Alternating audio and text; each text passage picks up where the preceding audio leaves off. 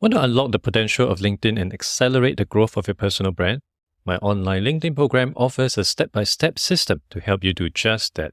It's the same framework I use to grow my followings from 0 to 30,000 followers and 500,000 in income. Through 3 modules, you'll learn how to optimize your profile, create compelling content that people will consume, and leverage growth hacks to boost your visibility. The course is concise, easy to follow, and highly practical, with each module distilling hundreds of hours of research, experimentation, and first-hand experience. By completing this program, you'll gain the knowledge and tools you need to drive traffic to your profile, increase your top-of-mind awareness, and grow your connections. Whether you're a job seeker, business owner, or simply looking to promote a cause, this program is the key to unlocking the power of LinkedIn for your personal brand. Learn more about this program at adriantan.com.sg/LinkedIn.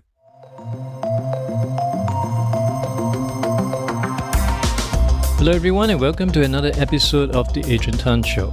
On this podcast, I speak with entrepreneurs, HR leaders and coaches who have a great impact on the future of work. I hope to distill their life lessons so that the rest of us can learn from their best practices. Today we'll be discussing the findings of People at Work 2022 survey brought to you by ADP. And this is specifically with regards to Singapore employees and the impact of pandemic on their work-related stress. According to the survey, which was conducted among a diverse range of employees across Singapore, the top 3 sources of stress were increased responsibilities, job security, and the length of the workday. Interestingly, the survey also found that employees over the age of 55 were more likely to be worried about job security than the average employee, with over 42% expressing concern compared to the general average of 35%. This suggests that the pandemic has had a significant impact on the employment prospect of older This suggests that the pandemic has had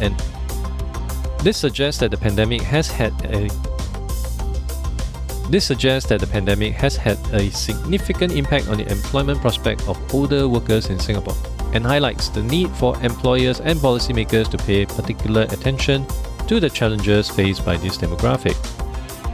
And to share more with us on this report will be Ms. Stephanie Silvester, Senior Marketing Director at ADP Asia. She's a seasoned international marketing leader who has successfully led marketing and communication functions spanning 35 countries and 4 continents. Born and raised in Asia, Stephanie has spent a large part of her career working in tech and cross-tech industries in the region.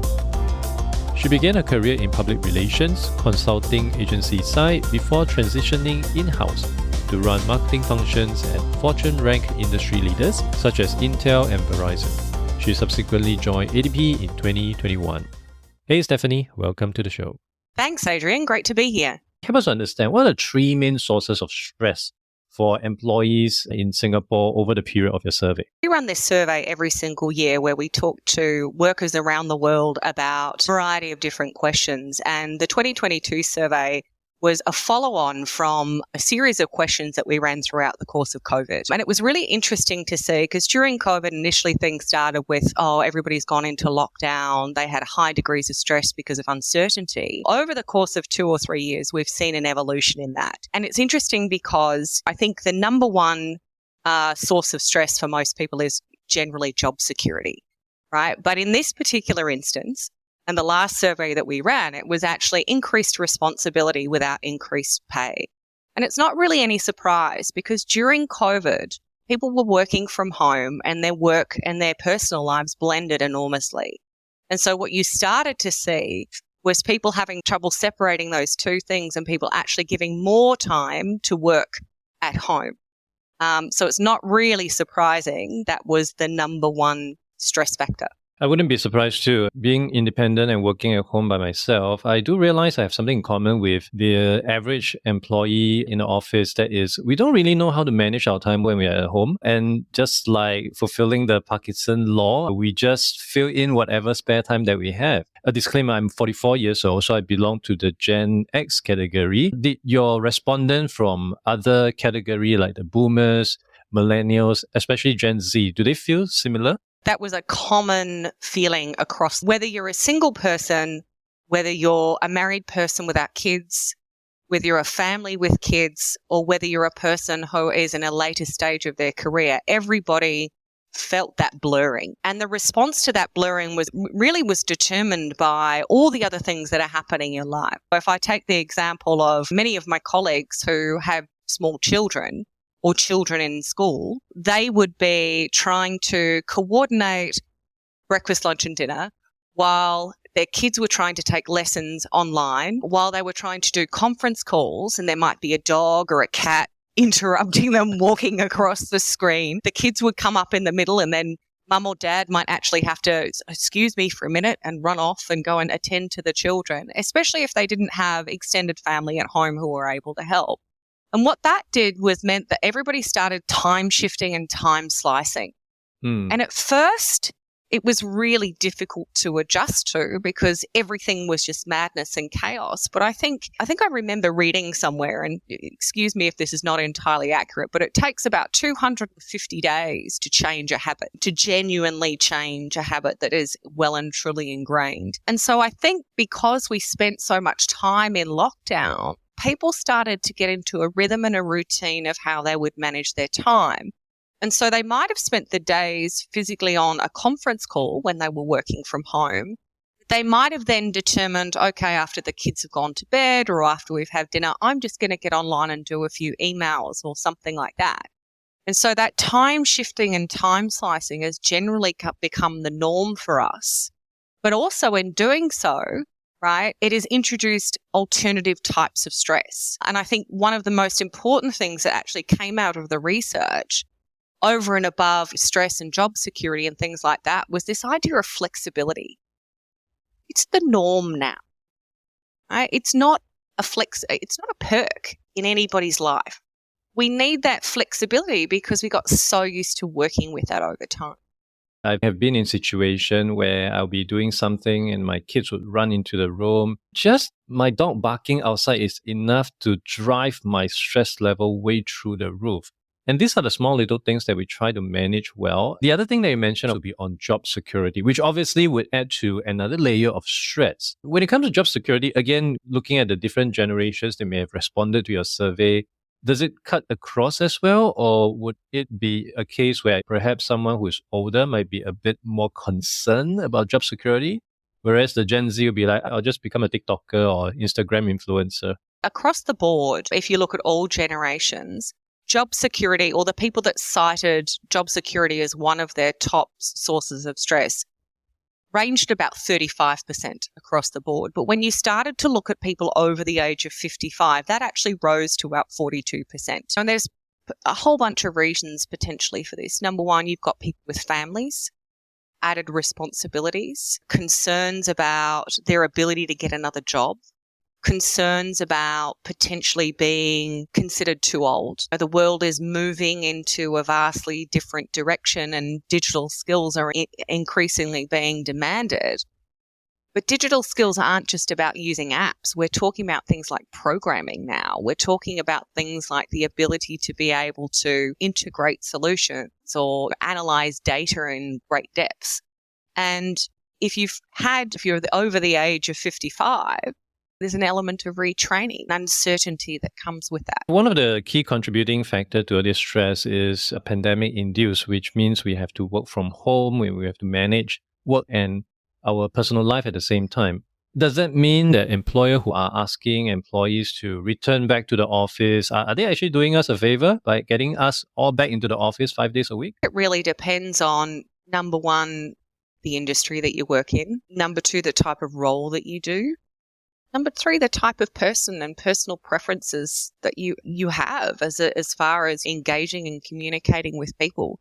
Some industries you simply cannot work from home. You can't work in a hospital and work from home at the same time. Some doctors can do telemedicine, but for the most part, if you're working in a hospital, you physically have to be in the hospital. Small business owners, if your small business is a retail business, yes, you might have been able to set up something online, but for the most part, if you're a traditional bricks and mortar retailer, you're going to have to physically be in that location, right? So there's some industries that just don't lend to a full working from home or even in a hybrid environment. I think also the types of roles make a difference. So if you're lucky enough to have a role where it's very technology centric, and you can sit in front of a computer like you and I are doing today and having a conversation. It's a lot easier to be able to allow flexibility in a type of role like that than it is if you're a driver or a bus driver, let's say, or someone who works in construction.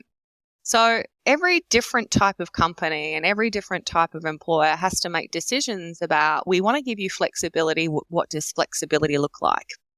And it doesn't necessarily always need to be location, right? What we've actually found as part of the ADP Research Institute research is that time is a very big influence as well. So the ability to be able to give people more flexible time. In our office at ADP, we can start anywhere if we, on the days that we have to go to the office or are in the office, we can start any time between 8 and 10 p.m.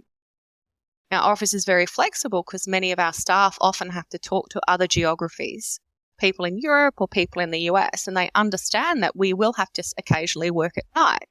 And as a result of that, they give us that flexibility, which I really quite enjoy. Which would segue to my next question very nicely, which is, what are some of the steps or other steps perhaps, in addition to the one you mentioned that ADP is already doing, that employers can take to alleviate increased responsibility or even other aspect of source contribution for employees during this period? I think there's a range of different things that employees can do. So ADP, for example, we are currently on a 3-2 work week, right? We're an office-based environment. Most of our staff, as I mentioned before, can function utilising a computer and utilising a headset or something and be able to do things online. So that's why we're able to employ a 3-2 work week. ADP also gives managers discretion to provide employees with who have special circumstances. So if I have one of my staff that says to me, I've got to go to the doctor this morning, is it okay if I work from home today? Then I have the discretion to be able to say, yes, of course, you do what you need to do. Or if someone's child gets sick and they don't have childcare and they're not able to arrange something like that quickly, of course, work from home, do what you need to do.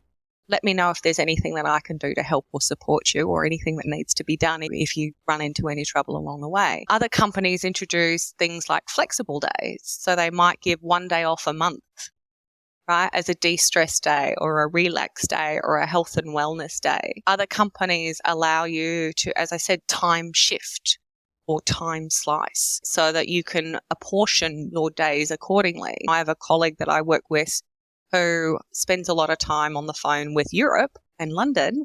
And so he starts his day at 2:00 in the afternoon, right? And his 8-hour, that's his preference, and it gives him enough time to do other things during the course of the day.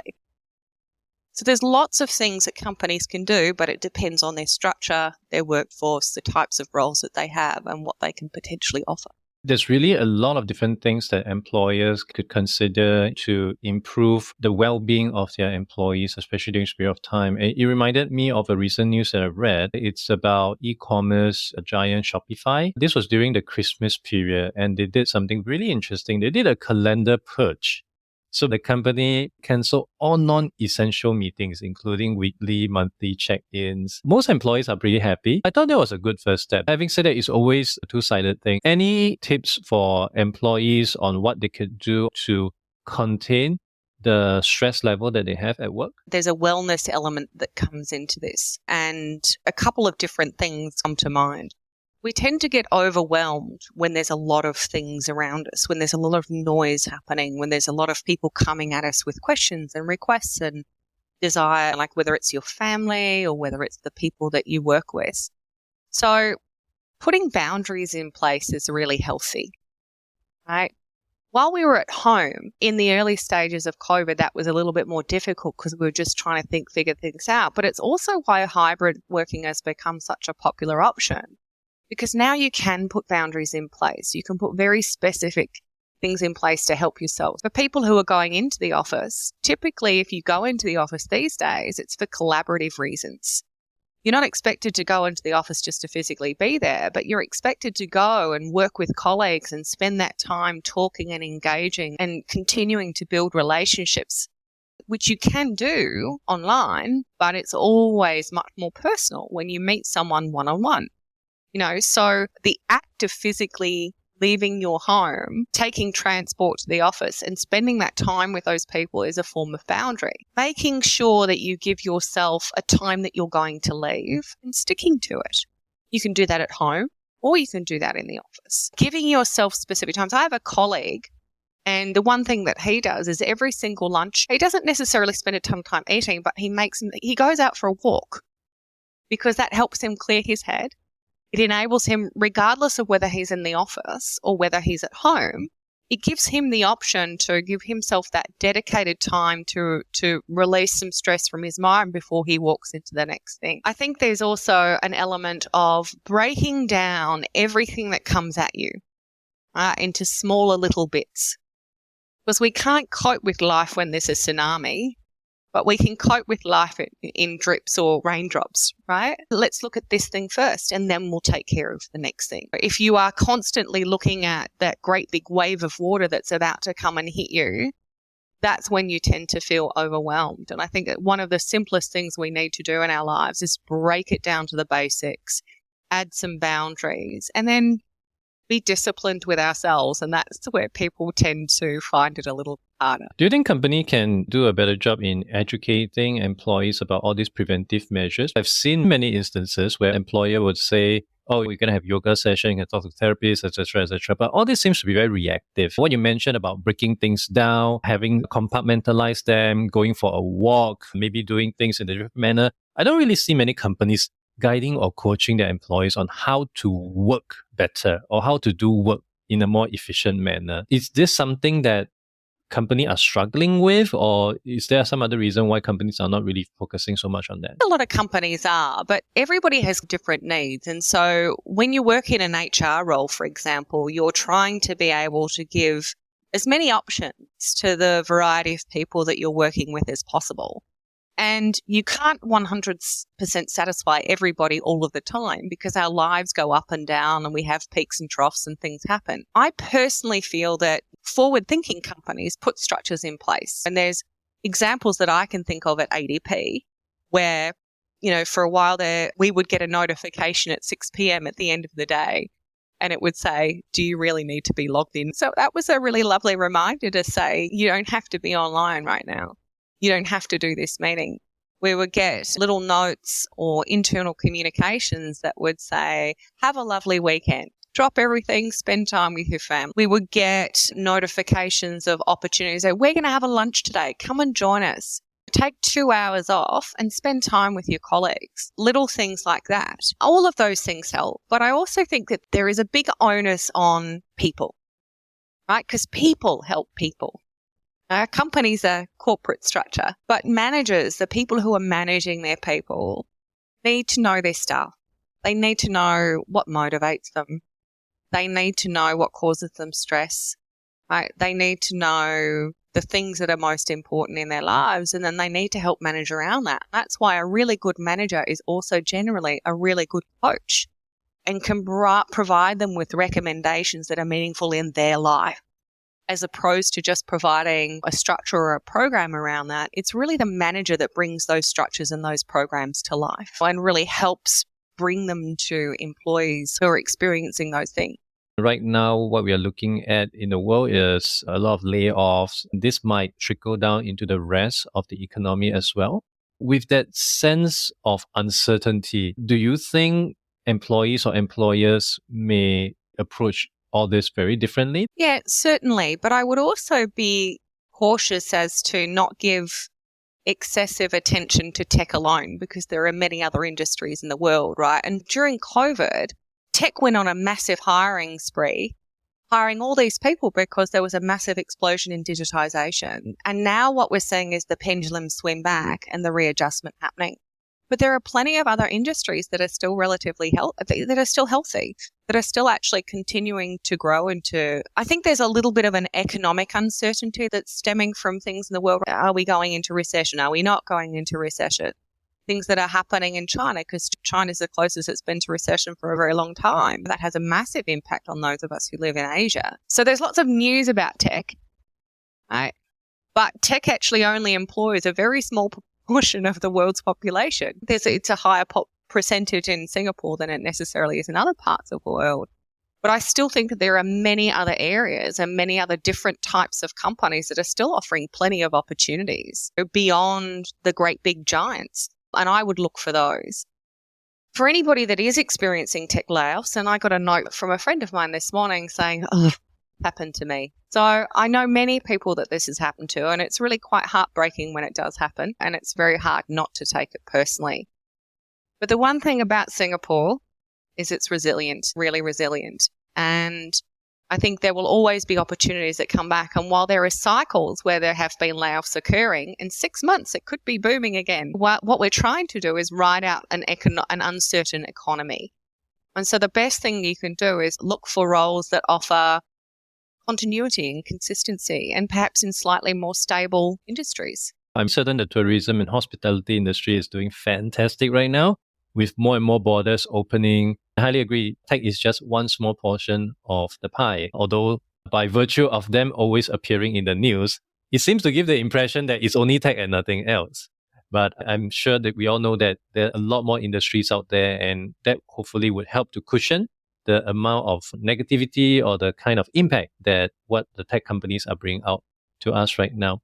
And hopefully with that, it will also alleviate the kind of stress that people have in the job market and also on their own jobs. So thank you so much for coming on to the show today, Stephanie, to share the findings of the People at Work 2022 survey by ADP. For people who is keen to learn more about yourself as well as the survey, where can they go to? I would suggest they go to sg.adp.com. Awesome. I will put this into the show notes. Once again, thank you, Stephanie, for coming on to the show. Thanks for having me, Adrian. Have a great rest of the week. Thank you for listening to the podcast. You can refer to the show notes for links to more information about our guests and their businesses. If you enjoyed this podcast, it would be helpful to give a review on iTunes or follow me on Spotify. If you're using Overcast, please hit the star button under the episode.